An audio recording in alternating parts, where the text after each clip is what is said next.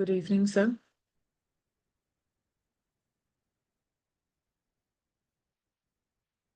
Good evening, ma'am. Uh,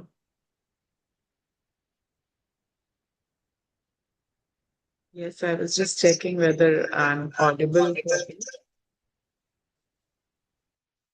You're very much audible, ma'am. Okay, thank you, sir.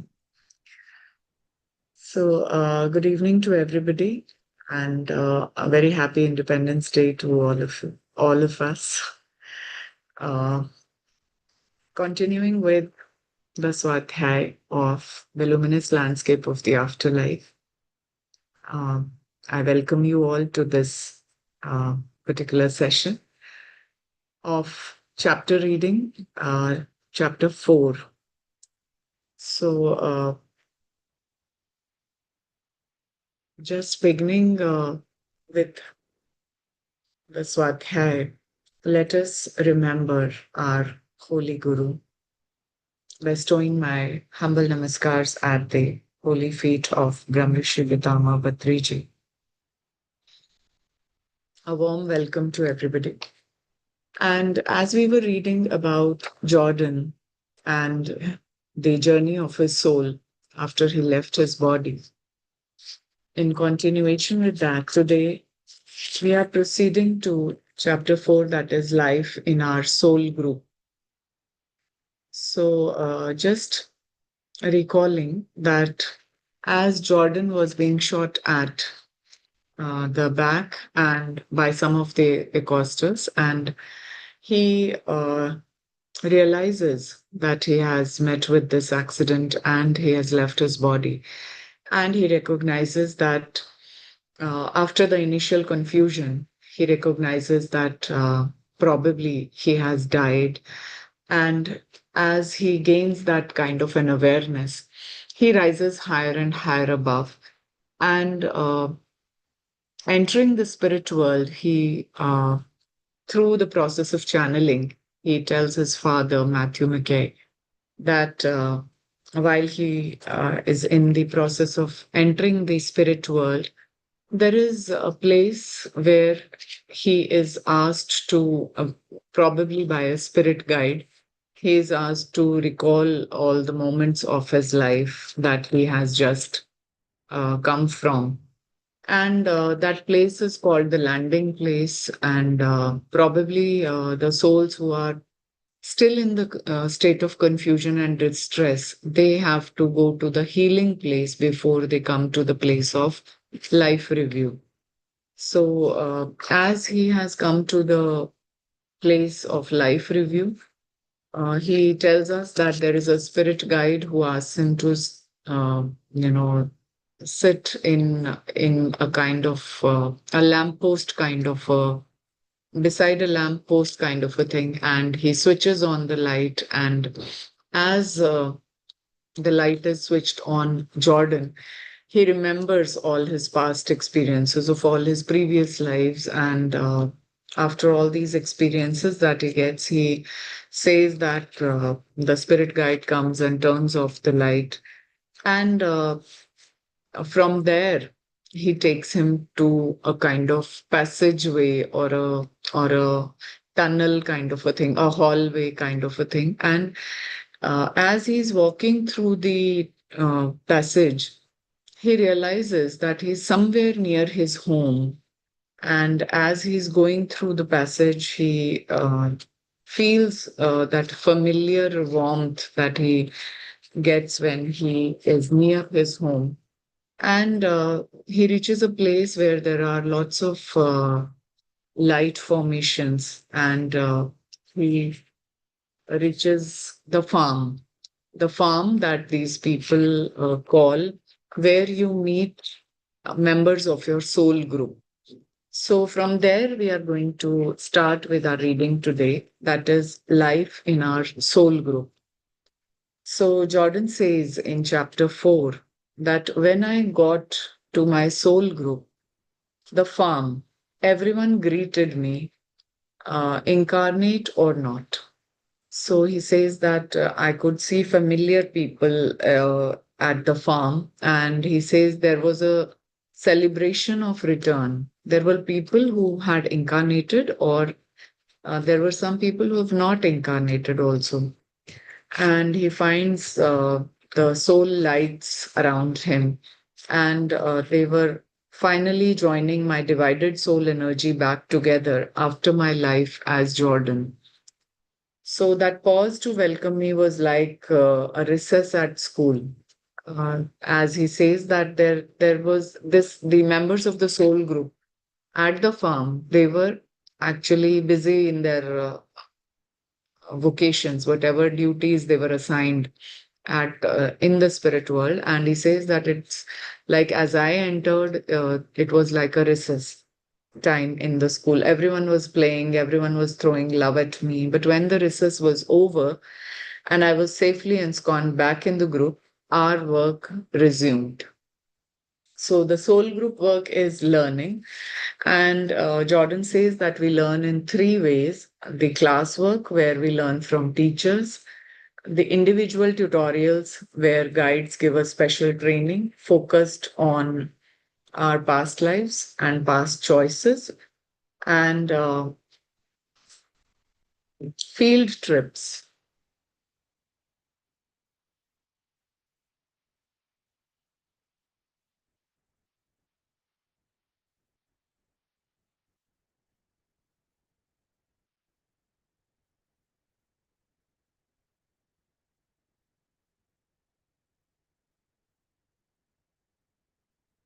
And field trips, where we acquire special advanced skills to prepare for a spiritual career. More on this is going to be told in detail in this chapter that is going to come, that what actually are the forms of work that the souls do in the farm. So the next heading that we have in the chapter is pleasure for the souls. And he says that learning is only part of the experience in spirit. There's actually more fun in the afterlife than on earth. And in the physical world, pleasure is experienced in the nervous and limbic systems. It peaks and then quickly decays as we desensitize to the experience. But in the spirit world, the enjoyment can be sustained indefinitely because it doesn't depend on bodily reactions. So, on one hand, our joy in spirit doesn't match up with the brief, star spangled intensity of orgasm, and truthfully, many of us miss that. But on the other, we can hold deep, sustained enjoyment through experiences such as visiting and connecting to soul friends, intimate merging, tourism, that is, visiting other worlds, other times, and other stages in the development of consciousness, and meditating on the love of all, which we have another chapter on this meditation and the heading by love, which we are going to do in the forthcoming chapters. Creating everything from music to energy sculptures to planets. So, Jordan says that this is a kind of life that is there in the spirit world where the enjoyment is sustained rather than as in the earthly planes, the it is dependent on the physical pleasures. So here in detail, Jordan now comes to each soul's lesson plan, that every individual has a unique lesson plan, and even souls in the same group, like the farm, have unique learning objectives.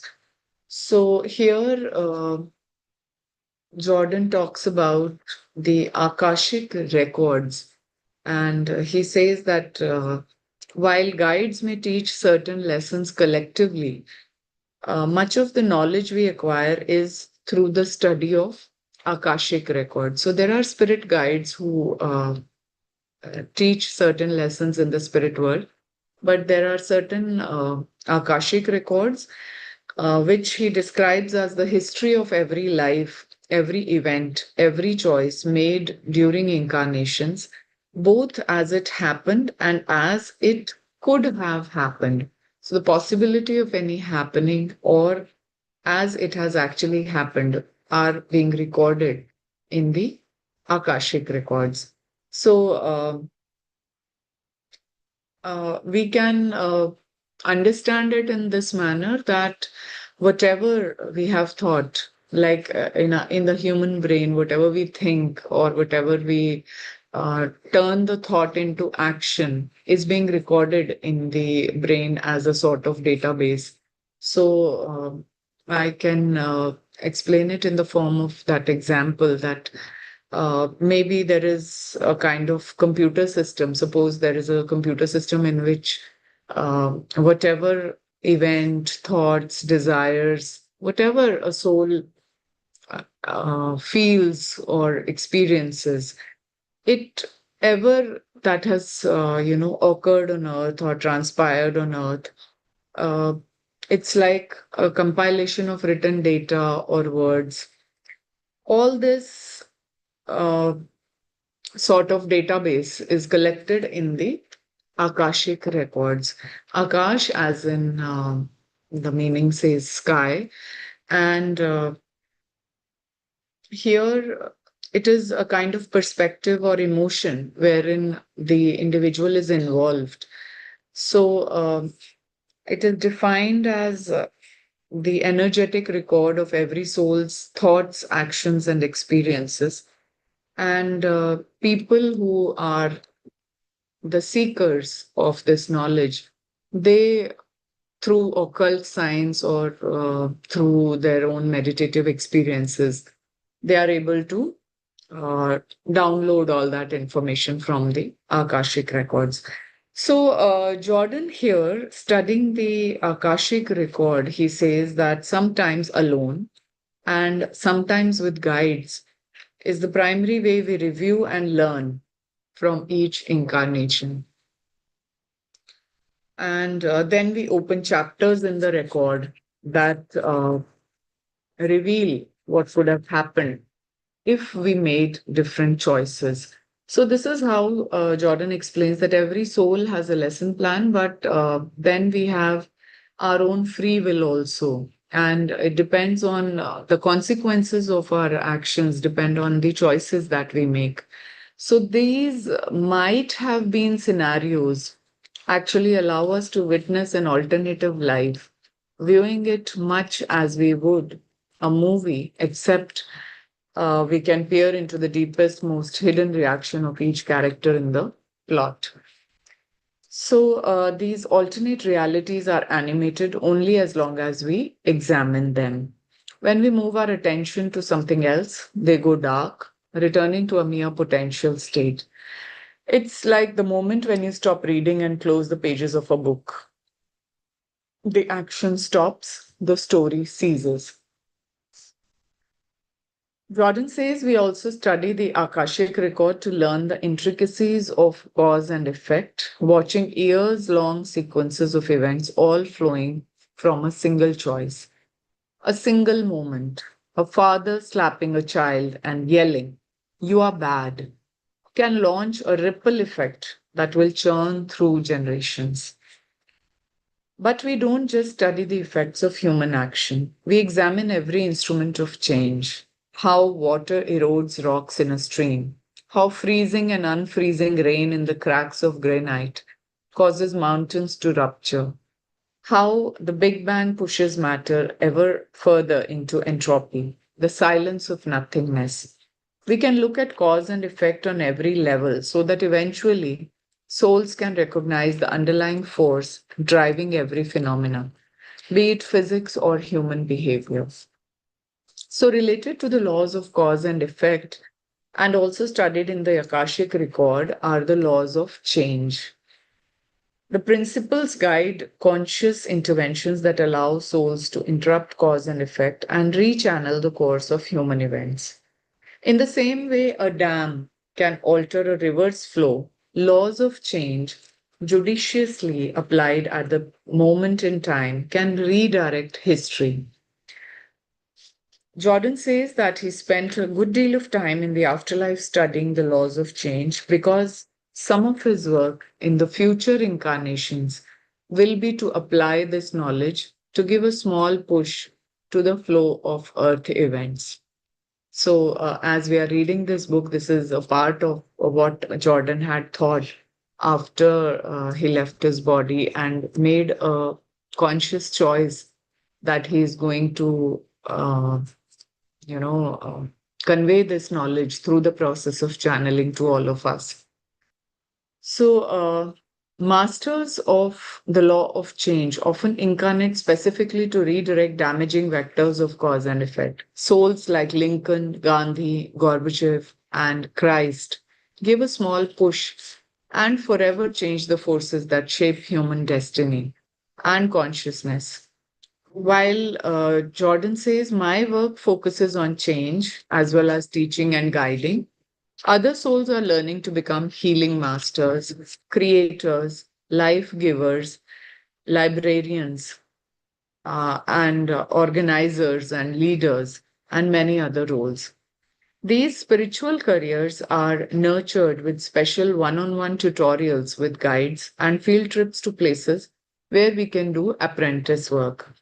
Plus, all this training, all the recreation we enjoy, is overseen by guides. So all the classes that are being held, the three types of classes that are being held, the tutorials and field work, uh, is overseen by the guides. And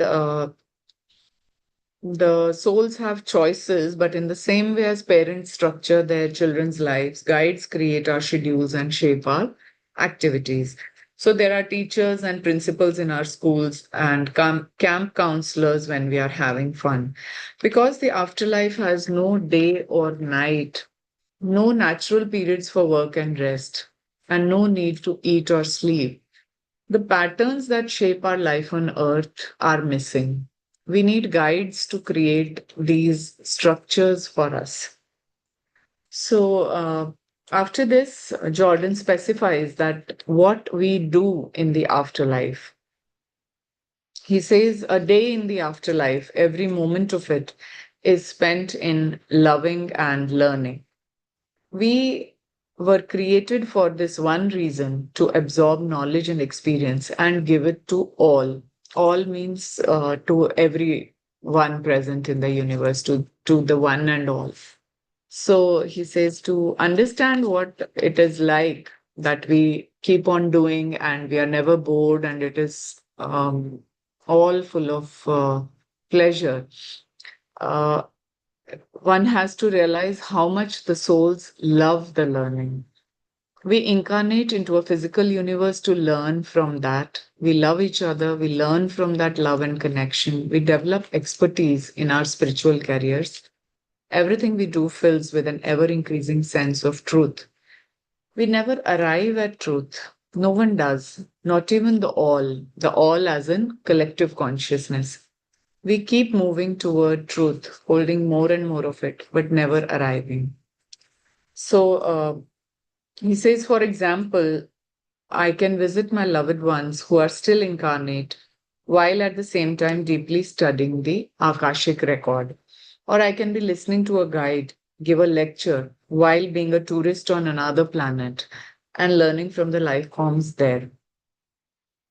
So, Jordan says that we can do multiple things at the same time.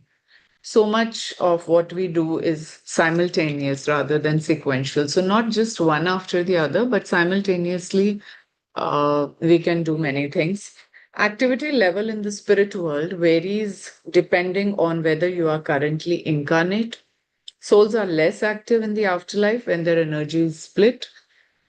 Some remain in the physical body and some remain behind in their soul group. So some are active, some are engaged in their soul group, some are having learning activities. It's like you might think of it as taking a smaller course, load in college, and that Jordan calls as heaven. When you also take a job that is incarnating to a life on earth. So, with this in mind, Jordan lists some of the activities which he was involved in. So, the first one is visiting much loved souls. He says that while we are able to communicate telepathically across infinite distances, it's like talking on the phone. He spent a lot of time visiting soul friends and families. The conversations, like all communication in the spirit world, take place through the medium of love and are deeply pleasurable. There's a lot of sharing, just like we do on Earth, of experiences and things we have learned. For example, when I visit with my dad from my last life, Matthew here in the afterlife, we spend a lot of time trying to derive principles and master concepts from what we have observed in our lives. We share a fascination with figuring out uh, certain things.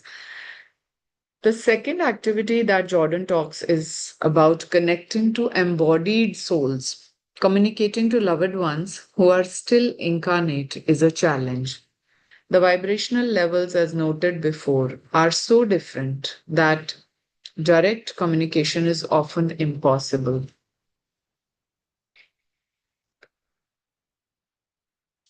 Any time a soul on earth thinks of me, it opens a channel. And if they are receptive, I can answer telepathically. So, literally, this involves planting thoughts by subtly stimulating neural pathways in the brain. It's a skill that some of us are better at than others, and some can't do it at all. So, this is kind of as it will come in the further chapters. Jordan says this is as it comes through the hallways of light in chapter 11. Sending part of my energy to visit makes telepathic communication stronger. Caring for and supporting incarnate souls from my spiritual family is a core part of my work as a soul. When they need me, I am there. And I've taught them more and more how to listen to me.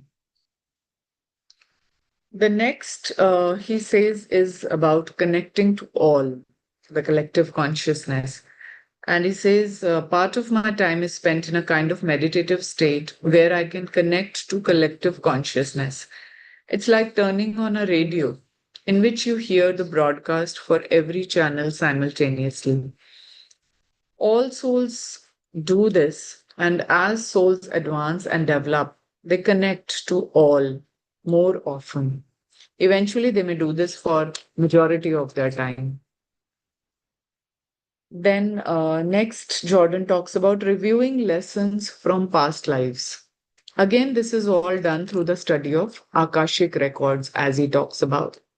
And guides are often involved, directing our attention to moments of choice while showing one, how the choice affected everyone involved, and second, what would have occurred had different choice been made. So this we have discussed earlier, that how our free will and our choices actually um, influence the consequences that we are going to face. So the focus for any given session is usually a single theme.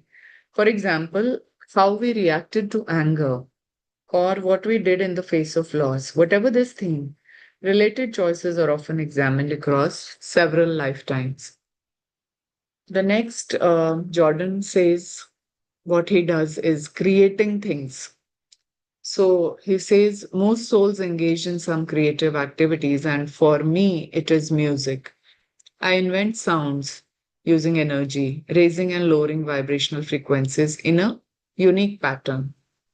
I can mimic certain instruments on earth or project sound patterns that no physical instrument has ever produced. He says next about rituals. Our soul group doesn't eat together like families do on earth. So, as we have dining table rituals, or as we have uh, certain uh, practices when we incarnate on earth, that a family that eats together stays together. He says, we take time periodically to do a form of singing that synchronizes our energy patterns for a while and helps us feel closer. He says we don't eat together like families do on earth, but we do connect ritually. And it is a kind of a ritual merging, sometimes to strengthen the emotion of belonging, and sometimes in pairs, where we experience a deep intimacy and knowing of each other that feels energetically similar to sex. Next, he talks about lectures and seminars with advanced souls. Part of our training involves being exposed to the wisdom, skills, and experience of advanced souls. Jordan says, I'm filled with energy and love when advanced souls teach us. It is like getting to backstage to meet your favorite band or getting to stand before a great teacher like Satya Sai Baba or Krishnamurti. And he talks about movies. There are special videos from the Akashic record that form amazing travel logs. And we can watch the Big Bang. We can see the formation and evolution of previous universes. We can watch documentaries of life forms who host incarnating souls on other planets. We watch and learn from documentaries of souls who have led inspiring lives. Next, he talks about enjoying the darkness. We don't sleep, but we can enjoy periods alone and draw a sort of cover over ourselves. There is no telepathic seepage of our thoughts to other souls. We can have our own thoughts, our own memories, our own hopes, plans in privacy. And then there is the skill training. So, as described earlier, there are many spiritual careers. And after we've been incarnating for a while, we're not using all the time between lives to review and learn from the most recent incarnation. So, guides oversee and coach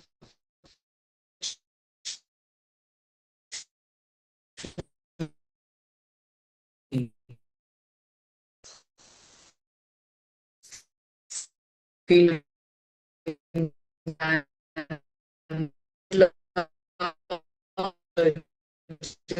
that show my implant. Then another practice that Jordan talks about is sitting. And he says we don't actually sit, but unless we conjure a chair energetically. We use this term within my soul group to mean just being together. Our collective energy is like a low murmur, a conversation that doesn't quite reach the level of words. But in that murmur is a deep belonging. Eliza, whom I've partnered with many times on earth, says it's like when we lay in bed, just holding each other, a perfect attunement. The soul group is our family, our classroom, and our main source of strength and belonging. We learn together, reincarnate together, and nourish each other with love. The activities I've just described are part of daily life. We aren't playing harps, sitting on clouds, or drinking grog in some Viking Valhalla. We aren't living in mansions or walking in sandaled feet on the courtyards of temples. We are just a group of souls who learn and live together with love. Next, he talks about preparing to meet your soul group. So here, Jordan is giving a kind of tutorial as to how, as he said, that these are the things which he is involved in when he meets his soul group and he goes to the farm of in his journey of the soul. And as he's entering the spirit world, he gets to meet people from his soul group. And he says that they're all involved in certain activities. And he says, as now I am also part of that farm, what all activities he does is he visits his loved souls, he connects to the embodied souls, and they are able to listen to him telepathically. And he is a part of the collective consciousness also as he connects. He reviews his lessons from the past lives and not just reviewing, he is able to create things. And he is interested in music and he creates certain sound patterns. And he talks about certain rituals that he follows, certain lectures and seminars which the spirit guides uh, give him and they teach him. And he also talks about movies from Akashic records. And he says that as we enjoy the darkness, as in whatever thoughts, whatever feelings, whatever emotions that he is hoping or planning in privacy, uh, this is also what he talks about are the moments as he is in the uh, as he's doing certain activities in the spirit world. And then obviously we have skill training and sitting as he talks about a perfect kind of a collective conversation. It's a sound, low sound murmuring kind of a thing, a perfect attunement as we are just being together with each other, learning and loving. So, this is how he describes the soul group as a family, as a classroom, as a main source of strength and belonging. So, Jordan in the end says that how we can prepare to meet our soul group. As in the earlier chapter, we learned how we can minimize our time in the bardo and pave our way directly to the spirit world with the direct flight. Similarly, here he says that how you can prepare to meet your soul group, and this is the practice which we can do as our homework tonight. That the people you love most, with whom from the very beginning you had a sense of comfort and familiarity, are likely in your soul group. You have lived many lives together and you are connected with a deep eternal bond. Expect to see them soon after you cross over. So, this is a kind of preparation that we can do. In fact, you can ask now for the loved souls you want to greet you. They will be waiting for you. Prepare for that meeting by remembering who they are now. List whoever you think is in your soul group. Your intuition is most probably right, but there will be some surprises. So, here Jordan is asking all of us through the medium of this book that you can prepare to meet your soul group and you have the choice as to which souls you want to greet you when you leave the body and are in the process of entering the spirit world. So I think this can be a very wonderful exercise for all of us today that we are going to identify the people uh, we love most, the people who have been there with us in our thicks and thins, and with whom we feel a sense of comfort, with whom we feel a sense of familiarity. All these people are the members of our soul group. So, Jordan says that yes, intuitively, whosoever you list is going to be probably right. But yes, definitely there are, you are in for certain surprises as there are people whom you can expect to meet when you cross the landing place and move to the farm to meet your soul group there. So, with this, we conclude today's chapter. And I request all of us to have a 10 minutes meditation as we think and realize about the members of our soul group. So, we can make use of the collective consciousness of this session in order to identify the people, the members that can be a part of our soul group. So I request everybody to close your eyes for the next 10 minutes. Be one with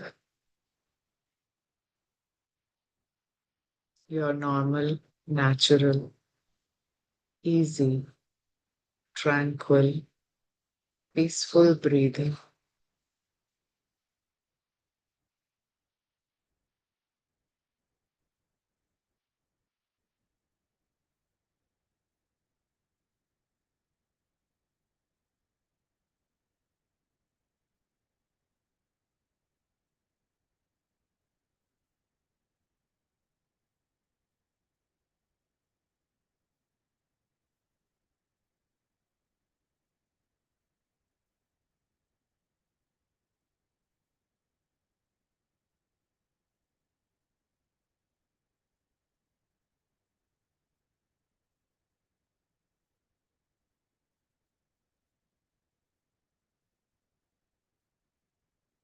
For a couple of minutes, just relax and be one with your breath.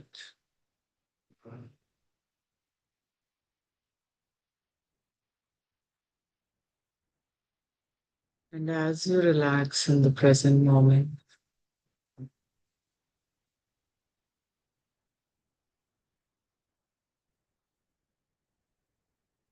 bring your consciousness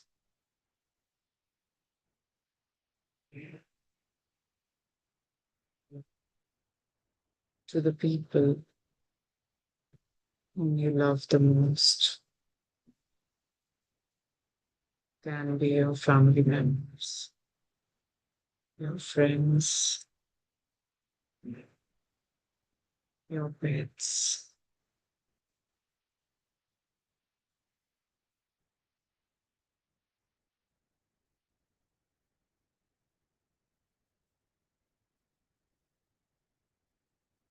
Take your thoughts to the recent past, onto the people who've cared for you, loved you,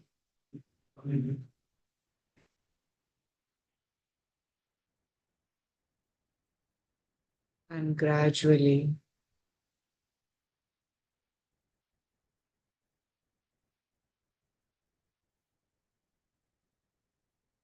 towards the lateral past, sinking in to the memories of the past few years,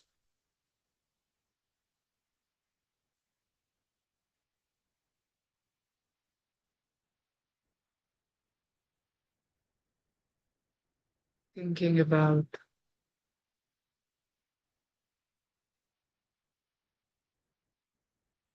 your adult life, going back to your teenage life, going back to your childhood, slowly and steadily, recalling all the moments wherein the members of your soul group had always loved and cared for you. Allow your intuition to enlist them.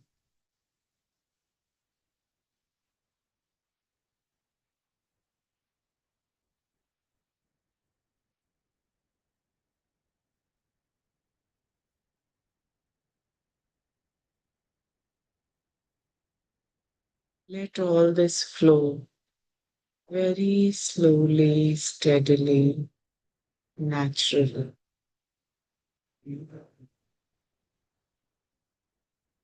Allow your intuition.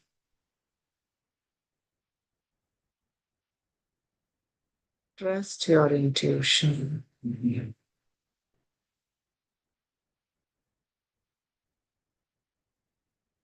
And you can expect these souls to greet you in your transition. Some of these souls might have already left.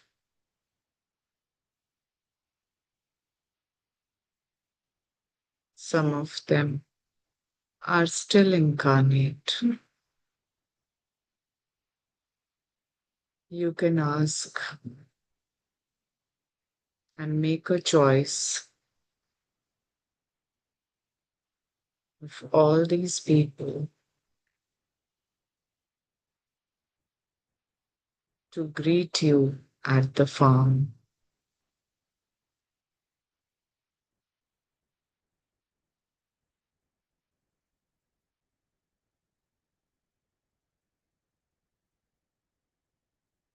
It's because, as members of the soul group, we are here to learn and love together.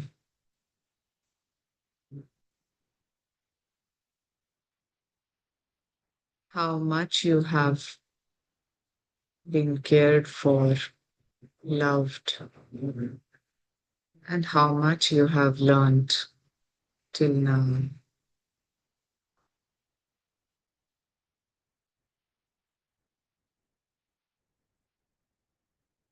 With a feeling of gratitude to the members of the soul group. As you feel comfortable,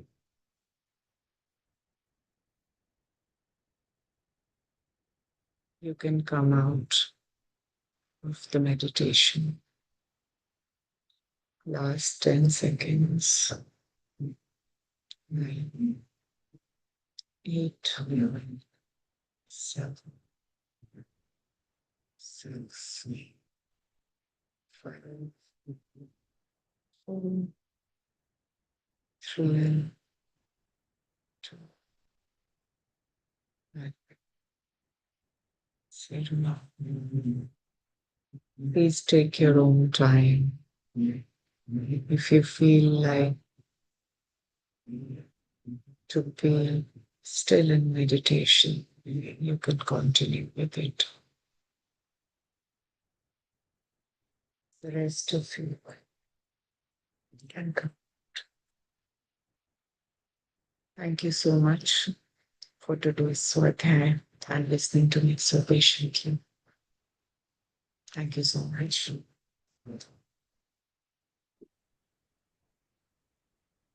Ma'am, thank you very much for yet again wonderful session. And thank you so much, ma'am. Thank you, sir. Thank you. So with this, we'll conclude just right here, and we'll start tomorrow, ma'am.